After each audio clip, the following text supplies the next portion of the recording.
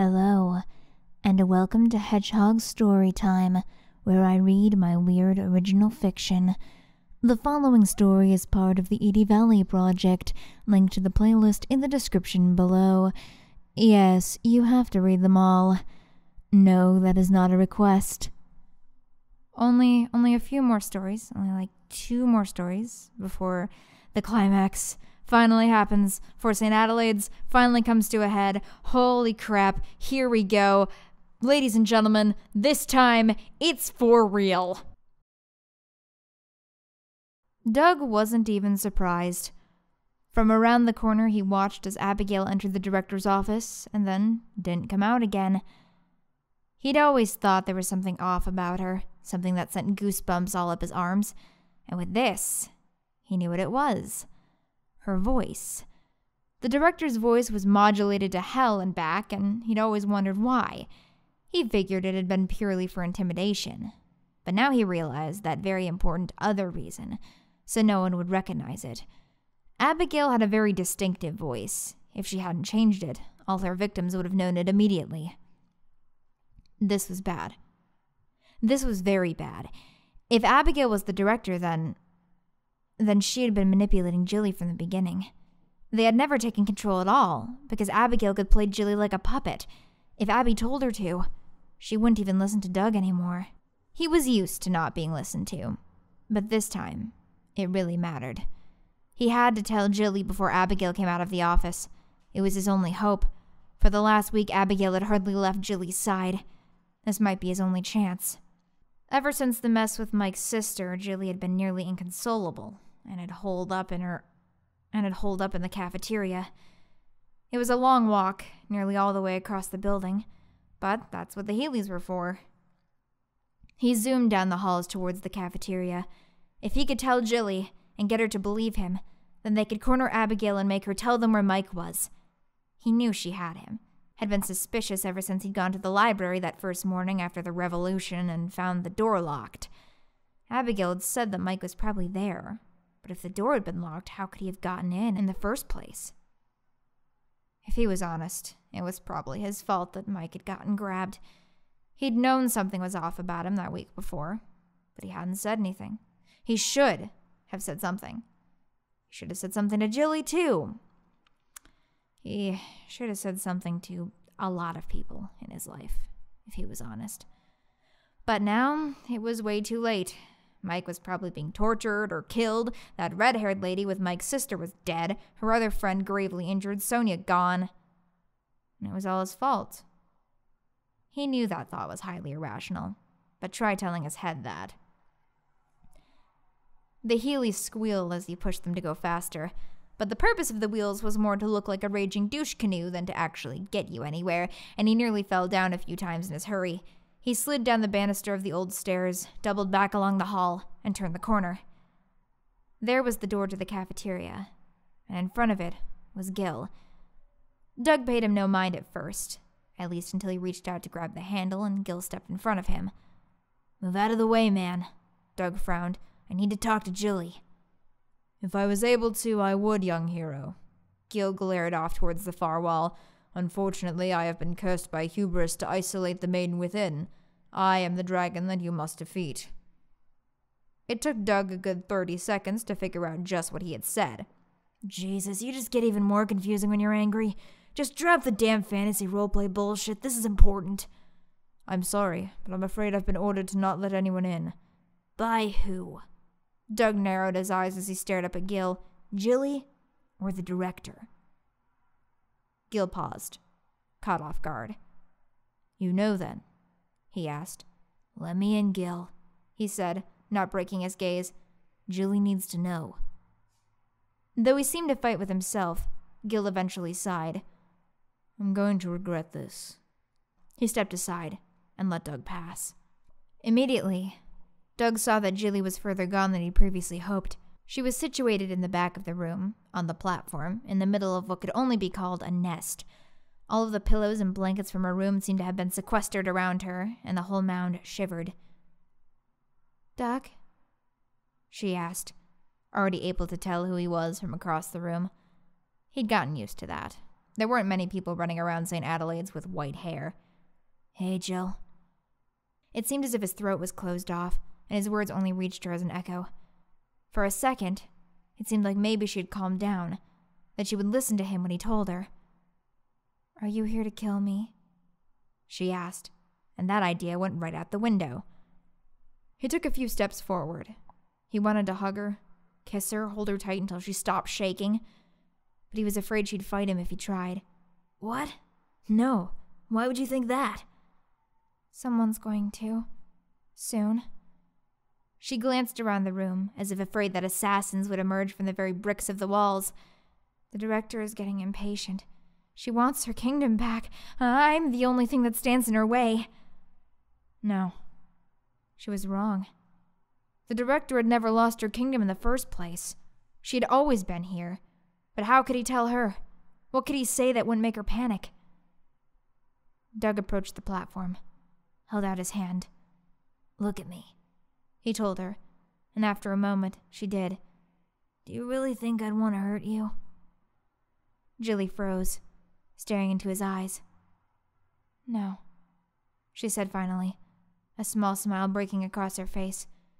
She grabbed his hand and pulled him up to her. From behind, Doug sat, wrapped his arms around her, and squeezed. "I need you to trust me," he whispered, "because I have something to tell you." "What is it?" He could hear her frown. "I know who the director is." Suddenly, she went rigid. "How?" "I was looking for Mike," he explained. "I went into the director's office. I saw her go in." "Who is it?" Here it was. The moment of truth. He desperately hoped that she would believe him. Doug took a deep breath, opened his mouth. "It's..." "Oh, Jilli!" came a new voice from the door that sent shivers down his spine.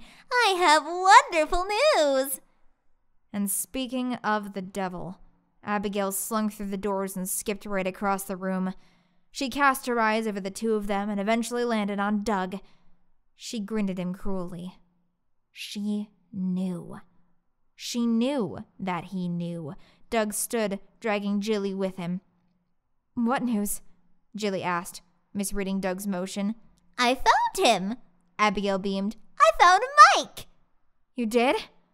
Jilli's grip on Doug's hand tightened just as Doug's stomach tightened as well. He didn't like any of the words that coming out of Abigail's mouth. "Well, found probably isn't the right word," she admitted. "More like kidnapped, experimented on, and then returned." Her expression didn't even shift a fraction. Then she saw the sudden look of horror that was blooming over Jilli's face. "Oh, had he not told you yet?" Abigail tilted her head in confusion. "For shame, Doug. I gave you a 20-minute head start." "Told me what, Doug?" Jilli turned to him desperately, hoping beyond hope that the answer was something different. Doug opened his mouth, but Abigail didn't let him answer. "That it's me," she grinned. "I'm the director." A small, helpless sob escaped Jilli's throat. "No." She shook her head. "No, it can't be." "Oh, if only I could freeze that beautiful betrayal on your face." Abigail laughed. "Wait, I nearly forgot. I can." Doug took a step in front of Jilli, but in the end, it wouldn't matter. Abigail snapped her fingers, and the door to the cafeteria opened just a crack. But there was no one on the other side, just a dark smear that snaked through the room too fast for Doug to see properly. "What the he began, but was abruptly cut off by a sound from behind him. A cracking and a squishing, a horrible sound that no one should ever be subjected to. In slow motion, he turned. First, he saw Jilli's face, frozen in an expression of horror and despair, just as Abigail wanted, gurgling as blood dribbled down her chin. Then his gaze fell to where an arm covered in guts and red was stuck right through her chest. In its hand was a lump of muscle that beat a few last, feeble pulses before falling still. Doug didn't say anything. He couldn't. He just fell to his knees, staring up at Jilli's glass-like eyes. A second later, the arm pushed itself back through and Jilli's heartless body fell forward into his arms. But he almost didn't catch her. Because behind Jilli, his arm covered in viscera, his face expressionless and without pity, it was Mike. Abigail cackled. Do you like my new pet? She asked, hopping up onto the platform to wrap herself around Mike like some thirsty vine. I call him Nihil. Mike remained perfectly motionless throughout all of this. It was as if he wasn't even the same person. Mike was fidgety, nervous. This person just looked dead. Closing his eyes, Doug said the only thing he could think of. Fuck you. What was that? Abigail asked, grinning. Fuck you. She just laughed. And laughed and laughed and laughed until he thought the echo of it would never leave his ears. Good, she said. Good! That's the Doug I know. Even after I've tortured or murdered everything that's important to you, you still just keep moving. How much shit are you shouldering now exactly? All of this? She gestured around the room. The years of torture I put you through. But there's more, isn't there? There's always more with you. Your mistakes, your addictions, your very poor, very sweet, very dead sister. He looked up at her. How the hell did she know about that? I know about everything, Doug, she said, as if she could read his thoughts. It just never ends with you. What's one more dead girlfriend on top of the pile? Jilli's blood now thoroughly stained his sweatshirt, his jeans. Even the tips of his hair were drying pink. But unfortunately, as much fun as I've had with you, it's time for all this to come to an end. I can't have you coming back to mess with my plans. No loose ends. That's why I had to kill Jilli, you know. I don't need her anymore. Of course. In some bizarre, twisted way. It made perfect sense. Doug would have done the same thing.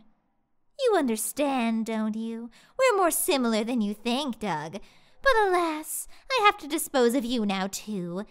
Don't worry, though. I won't just kill you. Not after everything we've shared. I have something very special in mind. Of course, it wouldn't be easy. Or quick. Of course. What the fuck else should he have expected? But what did it matter, really? He already felt dead anyway. Nihil, she commanded, and the person that had been Mike Miller grabbed Doug by his sweatshirt hood. He could have struggled out easily, but even if he managed to escape, where the hell could he go? She would find him easily in the small school. So he allowed himself to be dragged from the room, allowed Jilli's body to fall to the floor. He watched it until the door closed and he couldn't see it anymore. And still, her face held that expression of shock and horror that he should have felt, but couldn't. All Doug felt was nothing.